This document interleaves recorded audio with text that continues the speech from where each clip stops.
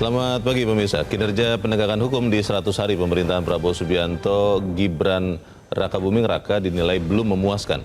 Dari survei terhadap 1.220 responden yang dilakukan Lembaga Survei Indonesia atau LSI, baru 41,6% yang menyatakan puas terhadap penegakan hukum di era pemerintahan baru ini.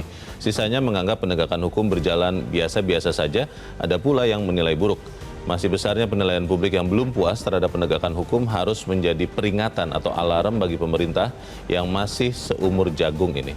Pemirsa, inilah editorial Media Indonesia di hari ini Selasa 11 Februari 2025 dengan tema penegakan hukum masih lunglai. Bersama saya Leonard Samosir dan Anda semua nanti juga bisa menyatakan pendapat Anda dengan menelepon nomor telepon 021 583 99 100. Dan pemirsa, pagi ini telah hadir bersama saya Ketua Dewan Redaksi Media Group, Elman Saragi. Bang Elman, selamat pagi. Pagi, Mulyo. Sehat-sehat, Bang? Sehat. Saya lihat tubuh Abang tidak lunglai ya. beda dengan penilaian sebagian masyarakat yang mengatakan penegakan hukum masih lunglai. Lunglai itu, Bang, bisa karena habis sakit, tapi bisa juga karena kurang gizi. Yang dimaksud dengan lunglainya penegakan hukum saat ini, itu apa, Bang? Ya, artinya hukum itu belum berdaya. Belum berkekuatan full di dalam menegakkan keadilan, kan gitu kan. Kenapa bisa dinilai seperti itu? Ya, memang itu kan sebetulnya kan sudah harus disadari sebetulnya. Karena memang kalau kita lihat perjalanan hukum kita sejak dari ya beberapa zaman Orde Baru lah sampai hari ini kan belum kembali sehat seperti yang diharapkan. Hukum itu kan kuncinya kan adil dan tegas dan kepada siapapun. Sama ya. Sama. Jadi tidak boleh hanya tajam ke bawah, tumpul ke atas. Itu nggak boleh. Harus sama tajam. Harus sama tajamnya ke bawah dan ke atas. Dan itu yang belum terjadi.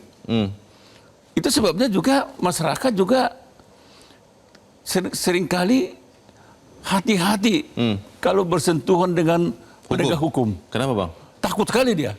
Takut lebih rugi katanya. Takut lebih rugi kan gitu kan. Nah, dan ini juga yang menyebabkan pilihan-pilihan investor asing ke kita ini belum menjadi utama. Yang menjadi utama kan Vietnam, Singapura, Thailand, Malaysia, Singapura udah pastilah. Singapura sudah tidak bisa dibandingkan lah walaupun tetangga. Tapi Indonesia itu pilihan terakhir. Ini kan faktor penyebabnya kan karena buat mereka Indonesia itu belum ada kepastian hukum. Itu membuat mereka was-was. Khawatir ya.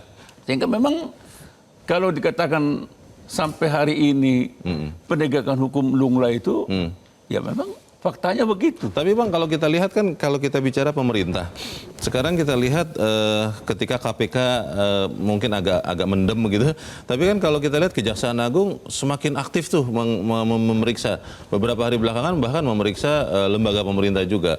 Kemudian juga kita lihat kepolisian juga melakukan itu. Kalau kita bicara struktur kabinet, malah sekarang ada Menteri Hukum dan ada wakilnya, lalu ada Menko Hukum dan ada Wakil Menko. Dengan sejumlah itu, apakah itu tidak menunjukkan perhatian lebih dari pemerintah untuk menegakkan hukum, Bang? Begini, Bung Leo. Orang akan melihat fakta dulu. Faktanya. Nah, ketika kasus Firly Bahuri, mantan Ketua KPK, yang sudah tersangka sejak tahun 2023, dan sampai hari ini kan belum tersentuh. Tidak jelas ya? Tidak jelas ini. Harun Masiku yang sudah sejak tahun 2020 tersangka sehingga hari ini pun belum tertangkap kan? Ini kan kasus yang di depan mata. Kok Firly Bahuri mantang-mantang dia orang penting, orang kuat. Hebat, orang kuat, mantan Ketua KPK, nggak disentuh gitu kan?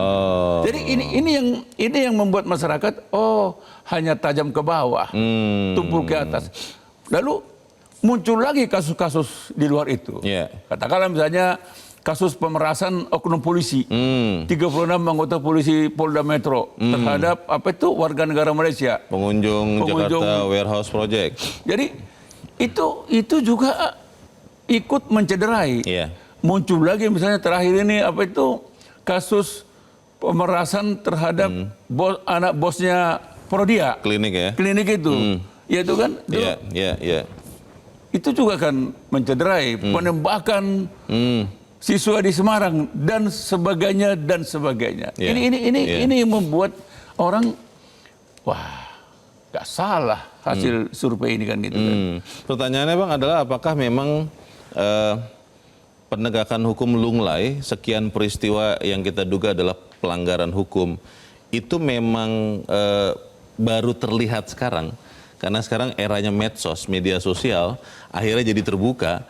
Atau jangan-jangan memang dari dulu sudah ada kasus-kasus itu, tapi belum terbuka. Sehingga pada saat itu kita masih berpikir penegakan hukum masih tegak. Kita akan bahas itu Bang Eman, dan pemirsa inilah editorial Media Indonesia untuk hari ini, Selasa 11 Februari 2025, penegakan hukum masih lunglai.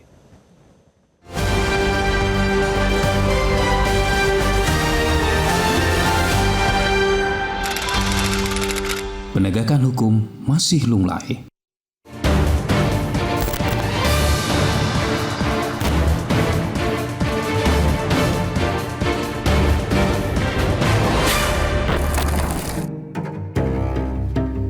Kinerja penegakan hukum di 100 hari pemerintahan Prabowo Subianto Gibran Rakabuming Raka dinilai belum memuaskan. Dari survei terhadap 1.220 responden yang dilakukan Lembaga Survei Indonesia atau LSI, baru 41,6% yang menyatakan puas terhadap penegakan hukum di era pemerintahan baru ini. Sisanya menganggap penegakan hukum berjalan biasa-biasa saja. Ada pula yang menilai buruk, bahkan sangat buruk. Masih besarnya penilaian publik yang belum puas terhadap penegakan hukum harus menjadi alarm bagi pemerintahan yang masih seumur jagung ini. Publik merasa hukum masih belum menjadi panglima di negeri ini. Keadilan yang menjadi buah dari penegakan hukum masih belum dapat dirasakan oleh mayoritas masyarakat. Lewat penilaian terhadap kinerja 100 hari, masyarakat ingin tahu seberapa serius pemerintah menegakkan hukum dan menepati janji-janji kampanyenya di bidang hukum. Survei LSI itu potret mini dari pendapat publik pada umumnya bahwa penegakan hukum berjalan biasa-biasa saja. Sekali lagi, penilaian itu menjadi peringatan keras bagi pemerintah karena publik menyatakan hukum saat ini masih berjalan di tempat. Tak ada langkah maju atau minimal gebrakan di awal masa kerja pemerintahan. Tentu bukan tanpa alasan publik menyatakan demikian. Hal itu bisa dilihat dari belum juga tertangkapnya buron KPK Harun Masiku yang sudah menjadi tersangka suap sejak 2020. Begitu pula dengan kasus yang mendera bekas Ketua KPK Firly Bahuri. Ia sudah menjadi tersangka dalam kasus pemerasan sejak 2023. Kasusnya di Polda Metro Jaya hingga kini belum juga terselesaikan di pengadilan. Dua kasus itu hanyalah contoh kecil yang membuat masyarakat masih meragukan kemauan pemerintah menegakkan hukum. Dari sini, istilah tebang pilih lahir. Pedang hukum dibuat hanya untuk tajam ke bawah, namun majal ke atas. Jangankan memotong, untuk mengiris saja tidak bisa. Muramnya wajah hukum negeri ini masih pula ditambah oleh kasus-kasus perilaku minus penegak hukum. Mulai dari kelakuan 36 polisi yang memeras warga Malaysia di gelaran Jakarta Warehouse Project hingga pemerasan terhadap anak bos Prodia oleh seorang perwira menengah. Kelakuan-kelakuan tercela itu kian membuat publik antipati dan cengah jika berada dekat dengan penegak hukum karena justru merasa tak aman. Hal itu menjadi pekerjaan rumah yang tak mudah bagi pemerintahan baru. Karena itu bicara soal mental, sulit dibayangkan apa nasib hukum negeri ini jika digantungkan pada aparat yang bermental pemeras. 100 hari pemerintah seharusnya sudah cukup bagi Prabowo Gibran untuk berbulan madu. Mereka harus segera membuat gebrakan untuk mengembalikan kepercayaan publik kepada hukum. Sebagai pemimpin tertinggi negeri ini, Prabowo harus membawa rakyatnya kembali menempatkan hukum sebagai panglima. Presiden bisa mulainya dengan bersih-bersih dulu dari dalam.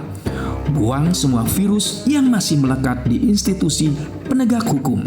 Mereka memang sudah tak pantas mengayomi masyarakat, apalagi menegakkan hukum. Jika langkah itu tak mulai dari sekarang, sudah bisa ditebak berapa nilai rapor pemerintahan ini 5 tahun kelak.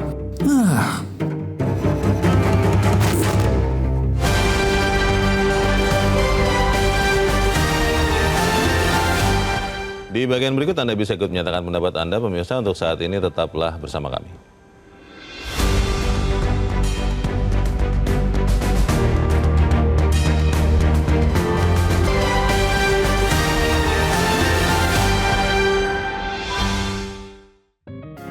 Media Indonesia mengajak Anda untuk mengakses fitur premium e-paper.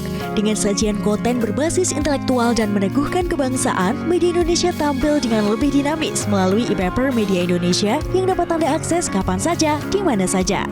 Caranya mudah, download aplikasi Media Indonesia di Android atau ketik link e-paper.mediaindonesia.com atau bisa scan QR Code pada layar kaca Anda. Klik tab e-paper di bagian samping layar tablet Anda, daftarkan data diri, serta pilih paket berlangganan e-paper Media Indonesia sesuai dengan kebutuhan Anda. Nikmati juga bonus spesial tambahan 4 halaman rubrik fokus setiap hari. Semua bisa Anda dapatkan hanya di e-paper Media Indonesia. Untuk informasi lebih lanjut, hubungi customer service di nomor 0811 1201 2018 atau kunjungi media sosial @mediaindonesia. Media Indonesia, referensi bangsa. Terima kasih Anda masih bersama kami dan kita akan mendengarkan bagaimana pendapat dari pemirsa Metro TV. Kali ini sudah terhubung dengan pemirsa Metro TV di Jambi, ada Pak Ramadan. Pak Ramadan, selamat pagi. Selamat pagi Pak Leo, Pak Herman. Selamat pagi Pak Ramadan. Bagaimana Pak? Warahmatullahi wabarakatuh. Waalaikumsalam warahmatullahi wabarakatuh. Bagaimana Pak penegakan hukum Pak? Silakan Pak. Terima kasih. Penegakan hukum masih lunglai. Lunglai itu kalau kami orang dusun mengartikannya tidak berdaya, tidak bisa dilakukan lagi. Yeah. Maka usul saya Pak Herman, Pak Leo, usul dari rakyat kecil, sebaiknya ada forum persatuan partai politik di pusat. Partai politik itu membuat organisasi untuk mengevaluasi kerja presiden dari tahun ke tahun. Itu satu Pak. Yang kedua, marilah taring MPR itu digunakan. MPR kan punya taring, punya penilaian, punya evaluasi terhadap kerja presiden. Kalau presidennya tidak berdaya menegakkan hukum, itulah panglima di negeri ini, maka MPR selayaknya lah evaluasi kerjanya presiden dari tahun ke tahun. Kalau perlu jangan sampai nunggu 5 tahun, 3 tahun ya istirahatlah dulu Pak Presiden, kamu tidak berani menegakkan hukum. Karena penegakan hukum ini di lapisan atas saja seperti itu, apalagi lapisan bawah Pak. Maka itu Pak. Kalau menurut Pak Ramadan, apakah memang komitmen dari pucuk pimpinan tertingginya saja yang kurang, atau pucuk pimpinan tertinggi itu memang sudah ingin menegakkan hukum, tapi pembantu-pembantunya atau pemimpin-pemimpin yang lain termasuk di daerah yang tidak punya komitmen yang sama, Pak Ramadan? Kalau lihat peristiwanya semuanya Pak, tidak mau menegakkan hukum. Dua-duanya tidak mau menegakkan hukum, pembantunya tidak mau menegakkan hukum, yang paling atas juga seperti itu. Di daerah apalagi lebih parah daripada nasional Pak. Lebih parah di daerah. Lebih hebat lagi, lebih parah lagi, luar biasa. Maka itu ada forum partai politik mengevaluasi kerja presiden dari tahun ke tahun. MPR tolonglah gunakan taringnya, jangan hanya makan gaji saja, duduk-duduk enak-enak di MPR itu, tapi taring tidak pernah digunakan, apalagi DPR. Terima kasih Pak Herman, Pak Rio. Assalamualaikum warahmatullahi wabarakatuh. Waalaikumsalam warahmatullahi wabarakatuh. Terima kasih Pak Ramadan di Jambi untuk pendapat Anda. Forum untuk menilai kinerja pemerintah, bagaimana tuh Bang? Ya itu boleh-boleh aja. Tapi kan sebetulnya kan begini Bung Leo. Nggak fair juga kalau lunglainya penegakan hukum hasil survei LSI ini lalu kita bebankan kepada pemerintah yang sekarang ya. Ini kan akumulatif kan. Akumulatif sejak dari dulu. Ini transferan dari yang lalu. Transferan dari yang lalu. Nah, sekarang memang giliran kan gitu kan. Nah, justru menurut saya ketika LSI menemukan ini kan menjadi alarm kan. Memang kita harus menjadikan penegakan hukum ini menjadi prioritas.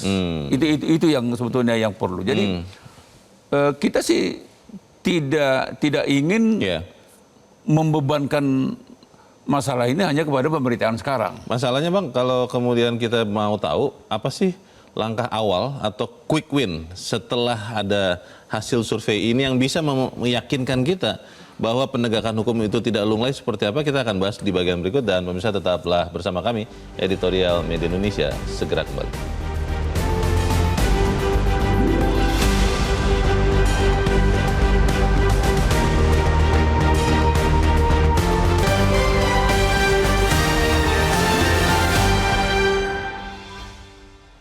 Terima kasih Anda masih bersama kami. Kita di bagian akhir diskusi kita pagi ini. Apa yang bisa dilakukan oleh pemerintah, Bang Elman, untuk menunjukkan kepada kita semua rakyat bahwa apa yang menjadi alarm ini memang benar-benar diperhatikan? Yang sebetulnya sederhana, adanya ketegasan terhadap pengambilan keputusan dalam hukum ya. Jadi adil dan tegas. Itu penting. Karena jangan ada lagi kasus-kasus misalnya, katakanlah misalnya kasus yang bisa dinego misalnya, kasus hukum. Nggak boleh lagi ada kasus hukum yang bisa dinego. Siapapun dia misalnya kasus PIK 2 ini misalnya, apa ini pagar laut ini. Ini kalau bisa tuntas ini pagar laut ini, ya kan? Ini juga akan membantu untuk meningkatkan kepercayaan orang terhadap hukum kan itu. Katakan misalnya tiba giliran ada penguasa yang terkena pidana misalnya, hukum misalnya, lakukan hukum yang tegas dan adil terhadap dia gitu. Jadi tidak ada pilih kasih, mau dari partai politik manapun, ketua umum partai politik manapun, menteri manapun, penguasa manapun, ketika dia memang sudah terindikasi, ya disidik. Jangan ada katakan jangan, kita harus hargai ini. Siapapun dia. Ini yang akan segera membantu memperbaiki, menyehatkan hukum di Indonesia. Dan ini yang membuat asing akan percaya. Bagaimana misalnya orang percaya di Singapura? Bagaimana orang percaya kepada misalnya Amerika? Karena di sana hukum pasti tegas. Hukum di sana pasti adil. Menyentuh siapapun tanpa kecuali, kan begitu kan? Jadi sepanjang itu segera dilakukan, misalnya kasus misalnya Firly Bahuri misalnya. Ada kejelasan. Jangan diulur. Apa? Kan udah tersangka. Kalau tersangka pasti sudah ada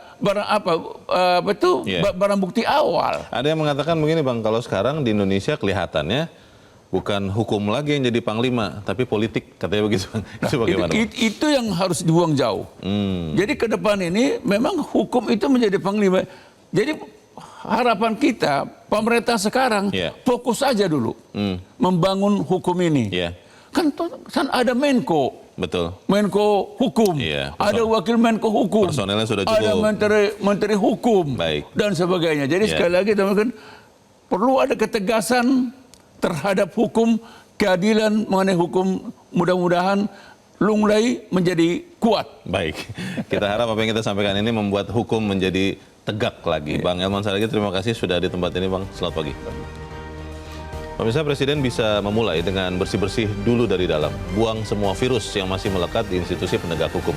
Kalau langkah itu tidak dimulai dari sekarang, sudah bisa ditebak berapa nilai rapor pemerintahan ini 5 tahun kelak.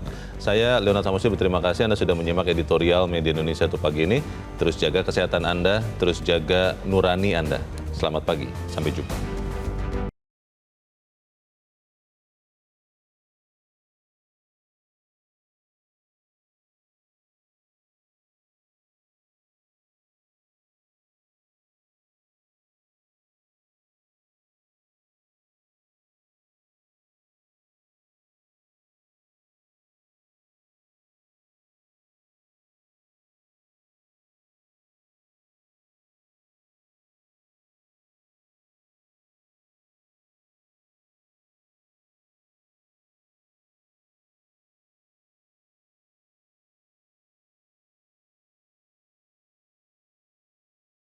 Jelajahi cara baru mendapatkan informasi. Download Metro TV Extend sekarang.